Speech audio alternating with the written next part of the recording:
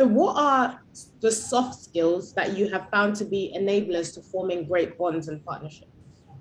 Okay, good. So for this part, I would like to, before I get to the concept of soft skills, I want to talk a little bit more about what we call virtues. So nowadays, there's a concept of value. So whatever is valuable to you might not be valuable to me. I think if we build societies and cultures on that, they could be a little bit shaky because it's more individualistic.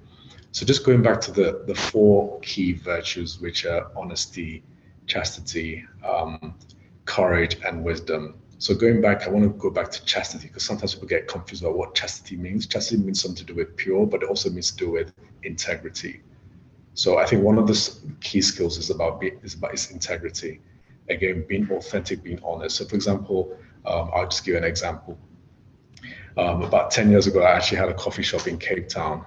And one of the challenges is like trying to learn from running up a business and how to integrate with people. So I thought, okay, if I'm going to have a coffee shop, I want to be an expert in coffee, basically. And why is that important for how you interact with people? It means that you can have a conversation with people. Are you just setting up a business because you think it's going to make you money, or you setting up a business because you actually want to make a difference and you actually want to integrate with people?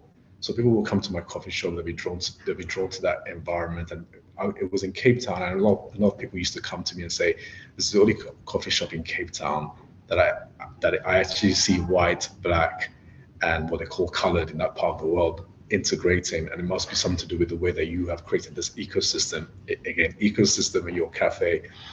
So, and also the other aspect of what we call chastity and integrity is also to do with work ethic. So again, it also goes back to the concept of honesty and being transparent with how you are. Now, the other ones about wisdom and courage and also justice means that also the soft skills that are needed is that you have to be fair to everybody. People don't like to be in an environment where they say that you have favoritisms. Don't get me wrong, I think sometimes we're human, we will have certain weaknesses in our heart, but the most important thing is not to show that outward and make it very obvious, especially in the workplace. The other one to do with wisdom as well is that, wisdom is something that emanates from knowledge. You can acquire knowledge very easily, but it's how you actually use that knowledge in a particular way in terms of wisdom. So you share your opinions about what you think about different things, but also doing it in an ethical way, in a very polite manner as well. And the last one's to do with courage. Sometimes people get confused about courage, think it's something to do with war. No, it doesn't mean that. It means that sometimes if you see something that's actually wrong, you should actually speak up about it, or at least show that you're not in tune with that. So again, just to summarize, I think the key soft skills are integrity, leadership, and leadership means basically just standing for what you believe in and not saying that, oh, one day you stand for this, another day you stand for that. And basically effective communication, being able to communicate with people in an honest and transparent manner. I think those are the main things that I would like to share, given our time for now. Thank you. Thank you so much. Thank you. The summary at the end really helped as well. Thank you. Mr. Obileye, what are your thoughts on this? So my understanding of the question is, what are the soft skills that enable you to be part of communities? Yeah, so excellent memory, by the way. What are the soft skills that you have found to be enablers to forming great bonds and partnerships? I see, to forming great bonds. Well, in my experiences, and of course my experiences are nowhere near as many as the experiences of Mr. Abdulmalik. So I think the things he said are 100% relevant. For me, in my experiences, I don't think there's any particular soft skills that, ooh, I have this, I know how to do this, and henceforth, everyone will love me and I will form great bonds, right? So there's 7 habits of highly effective people, books on how to win a friend. And I think all of them are useful in different ways.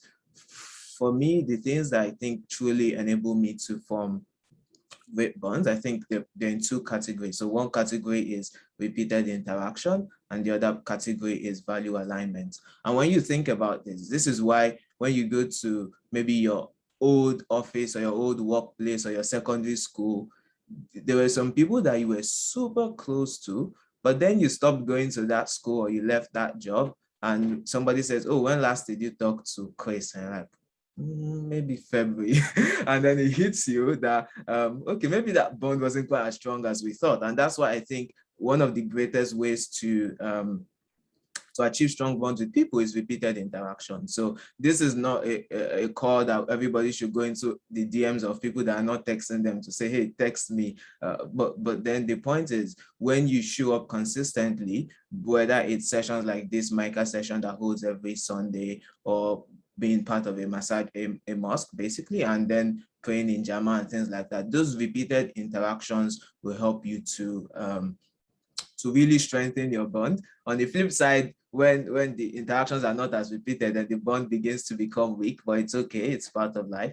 And I think the other part is value alignment. So the people with whom you see yourself as having long-term values with, right? And I don't mean the generic values that are assigned to you because you're Black, or because you're Yoruba, or because you both studied accounting. That's not a value, right? It's more about what is personal to you and what do you care about for the long term. And sometimes things like religion are things like that, or maybe you are both avid readers, or you're both avid writers, or you review movies together, or something like that. Things that are more personal and are more long-term part of your being. And when I look back at some of the old co-workers or old classmates from years ago, the people I'm really close with tend to be the people I have long-term value alignments with, either in Islam or in our hobbies or in something else that ties the relationship together. So for a quick recap, I haven't seen any particular soft skills that would automatically help people form great bonds, but you should look out for repeated interactions and long-term value alignment. Thank you very much. Both of you touched on, well, Mr. Obileye, you touched on interactions, and Mr. Abdulmalik touched on communication. And I wonder, is it inherently more difficult for introverts to build ecosystems? And I'm an extrovert, so I don't really know. Are any of you introverts? Oh, I see a hand up. So has it been difficult? I think, yeah, I'm not sure if my wife will agree with me. I see her more as an extrovert and more of an introvert, and I think that opposites attract.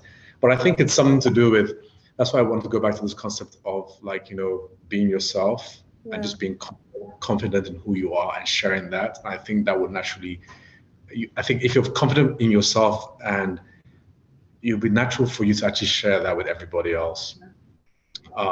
So from that perspective, I think that obviously as I've gotten older, I know a little bit more about who I am, what I stand for, what I believe in, what I want to do, what are my aspirations. Then it's easy for me to talk about that to anybody, whether it's in a party of 500 people or a party of 2. So it's one of those things. I think sometimes you have to come out of your comfort zone to like explore that. You know, one of the things, you know, I'm sure everybody experiences, like last year with the pandemic, all the lockdowns. I don't know how severe it was in Nigeria, but you know, in Europe and other parts of the world, it was quite severe. You couldn't go out unless, you know, you were going out for a 10-minute walk. And one of the things that a lot of people missed was this interaction with other human beings, whether they were introvert or extrovert. Just even if seeing people on the street or just saying hello, how are you? I think that's part because we're created to get to know one another. And there was even a study that was done saying that being on lockdown was equivalent to smoking, I think, 40 or 50 cigarettes a day. That's how bad it was for your health. But obviously, we're talking about mental health.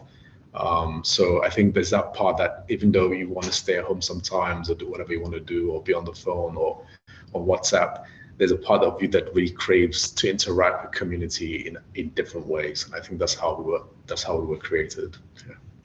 Thank you so much for sharing. Thank you. Mr. Obileye, did you want to add anything about my introvert versus extrovert point, or should I move on?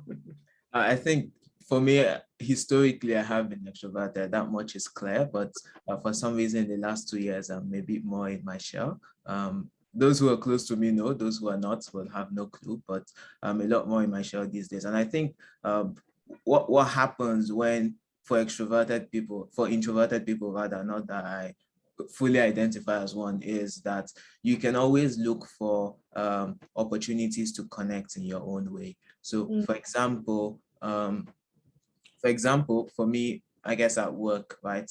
One thing that I'm trying to do is to set up one-on-one sessions with people. So if I were in a very extroverted mood, mood. What I would do is attend one of the parties or more of the events, or just say, hey, everybody come over to my house. But I realized that a few events I want to attend, but for the most part, I'm happy connecting with people one-on-one. So, you know, things like putting times on people's calendars, having informal conversations, and then you're able to be fully comfortable and present as yourself and not feel forced to interact on a level that is more than what you're bargaining for. And again, I guess also to leverage the power of the internet. So with things like Twitter, things like Reddit, there's tons of communities of people you can interact with without doing some of the more extroverted things, I guess. Yeah, thank you for that. So yeah, essentially be your authentic self and yes, find what works for you. Thank you.